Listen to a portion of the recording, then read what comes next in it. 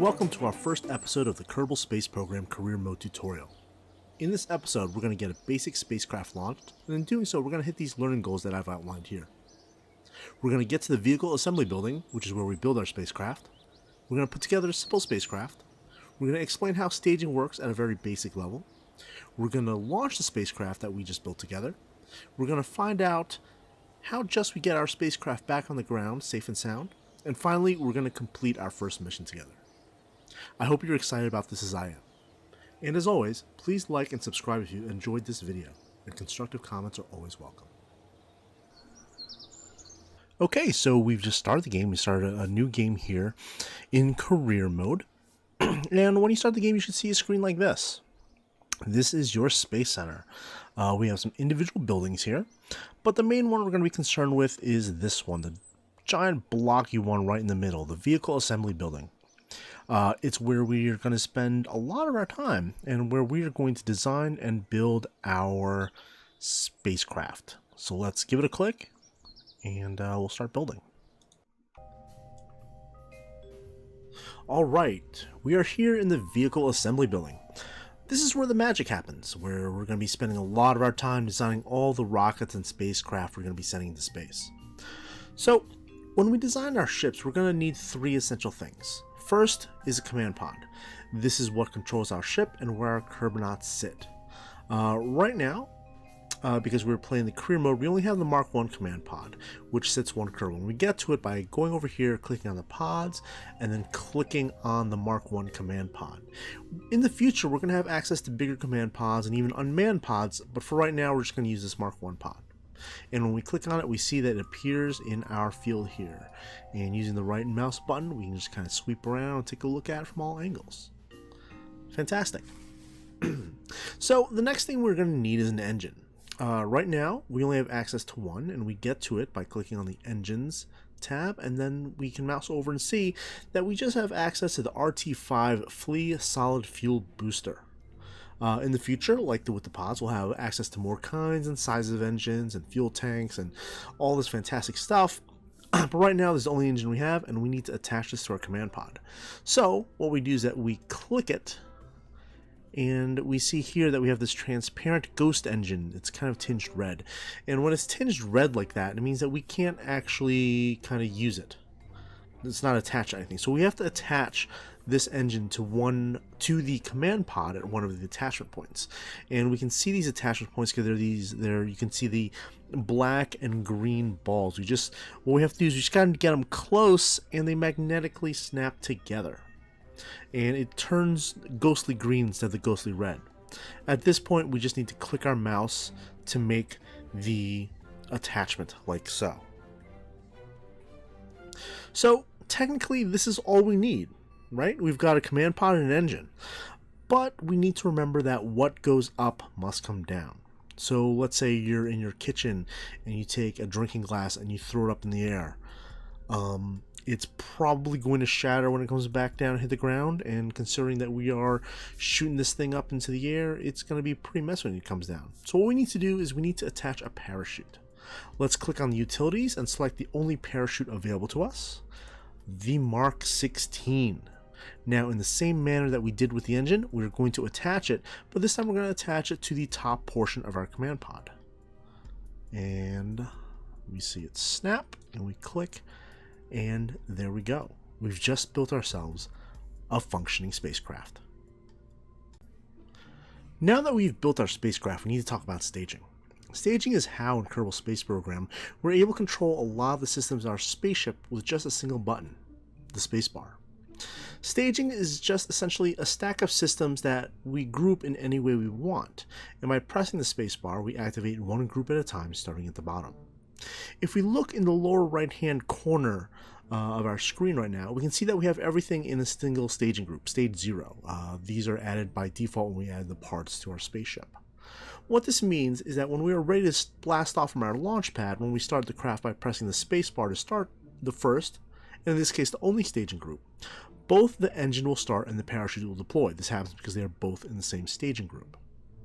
We really don't want this to happen both at the same time. So we're going to fix this by creating a new staging group. When we mouse over here, we can see a plus button. When we click that, we can see that we've added a stage to the bottom, stage 1. Now remember that stages get activated from high to low or bottom to top. Now we can separate these two systems and place them in separate staging groups. I'm going to click and drag the engine icon down into this new staging group that I've created, like so. I can confirm that I'm moving the right thing because when I hover my mouse over an icon, the corresponding part lights up green, the main part of our screen. So as you can see, I'm mousing over the engine and we see in the main part the engine is green. And when I mouse over the parachute, we see up top that the parachute has turned green. Once I've got my staging correct, and I'm going to tell you right now, you're going to forget to stage properly. A lot.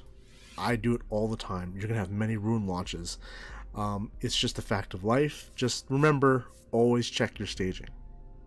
But moving on, we've got everything working. We've got our spaceship properly prepped. We've got our staging right. We have to name our ship. And we're going to name it up here. And we're going to call it Friendship. We're naming it Friendship after the Mercury capsule that took John Glenn, the first American to orbit the Earth, into space and back. And now we're going to get to the launch pad by clicking the green button in the upper right hand corner. Here we are on the launch pad, ready to send our first craft up and away. The first thing we have to do here is that we have to turn on our SAS system. SAS stands for, essentially, the Stability Augmentation System. There are other names for it, but it doesn't really mean anything. What it does is it smooths out steering and movement, making it easier to control our vessel. We turn it on by clicking on the bottom center of our screen, right here like that, or by pressing the T key in our keyboard. And we know it's working when it's light, when it's lit up, actually. So now we launch, and we do that by pressing what key to activate our first stage. Yes, the spacebar is the key that will activate stages in sequence. And here we go. Let's blast off. And we can see here, right next to the engine, we have a fuel reading, and it's depleting quite quickly because this is a small engine with a very small amount of fuel. And we go up into space. Not quite space. But as we go up, I'd like to draw your note into the atmosphere gauge here. This shows like how far in the atmosphere we're going. This is our altimeter. This shows up how high we are in meters above sea level, and this is our vertical speed indicator. And we're still going upwards even though our engine's not on because of inertia. But what we're gonna do is that we're just gonna let this fall back to the Earth, and we can help it along by accelerating the time using the comma button. We can, in the atmosphere, we can go up to 4 times the speed, but I'm going to back it off to just 2 times speed, and you can control the speed using the comma and the period button. The period button makes it go faster, the comma button slows it down. And I'm going to wait until I hit about 5,000 meters, and at that point I'm going to deploy the parachute. The parachute won't actually kind of catch until later, but we can see the parachute starting to flail out there, and once we get a little lower, it's going to slow us down and hopefully bring us down to a safe landing. I had forgotten that was still at 2 times speed. Right now it's a gentle fall back. Looks like where is it? We launched from over there, so the wind probably blew us back a little bit over this way. But it looks like we're going to have a successful first mission.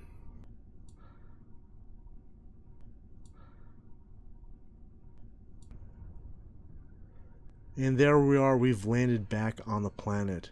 And to kind of end our mission, all we have to do is click the recover vessel right here. Congratulations, we did it. We launched our first craft. It may seem like a trivial thing, but it's actually a big deal. Kerbal Space Program is hard. But because it's so hard, and because it is so deep, it's also incredibly rewarding. Let's talk about everything we've done here today. We found the vehicle assembly building, we built our first spacecraft, we set up our staging, and we lifted off our first rocket. We then landed it and completed our mission. These are not small accomplishments. You should feel pretty darn good about it. And now for your homework. purposefully, I didn't talk about homework at the top of the video because I didn't want to scare you away, but there are some things I want you to try before our next episode.